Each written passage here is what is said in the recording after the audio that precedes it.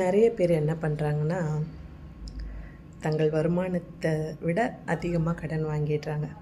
அப்போ அந்த கடன்காரங்க வந்து அவங்கக்கிட்ட கடன் கேட்கும் பொழுது என்ன பண்ணுறாங்கன்னா, அவங்களே அறியாமல் நான் இருக்கிறத விட செத்துடலாம் போல இருக்கு அப்படின்னு சொல்கிறாங்க.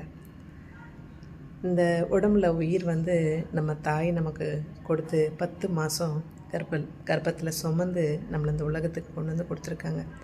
நம்ம அந்த உயிரை நம்ம எடுத்துக்கிறதுக்கு நமக்கு எந்த உரிமையும் கிடையாது, சரிங்களா?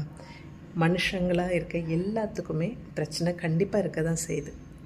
நடுத்தர வர்க்கமாக இருக்கட்டும், பெரிய லெவலில் இருக்கட்டும், எல்லாம் கோடீஸ்வரங்க இருக்காங்க, அவங்க சந்தோஷமாக இருக்காங்கன்னு நினைக்கிறீங்களா? எல்லாமே இருக்குங்க அவங்க வீட்டில். ஆனால் அவங்களால சாப்பிட முடியுமான்னு பார்த்தீங்கன்னா கண்டிப்பாக முடியாது. நிம்மதியாக படுத்து தூங்குறாங்களான்னு பார்த்தீங்கன்னா கண்டிப்பாக கிடையாது.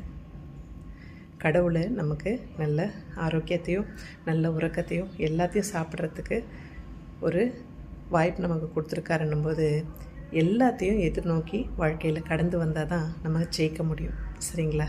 அதனால் எப்போவுமே தவறான முடிவு மட்டும் யாரும் எடுக்காதீங்க. மறிச்சு போகிறதுனால எல்லாம் முடிஞ்சிட போதான்னா கண்டிப்பாக முடியாது.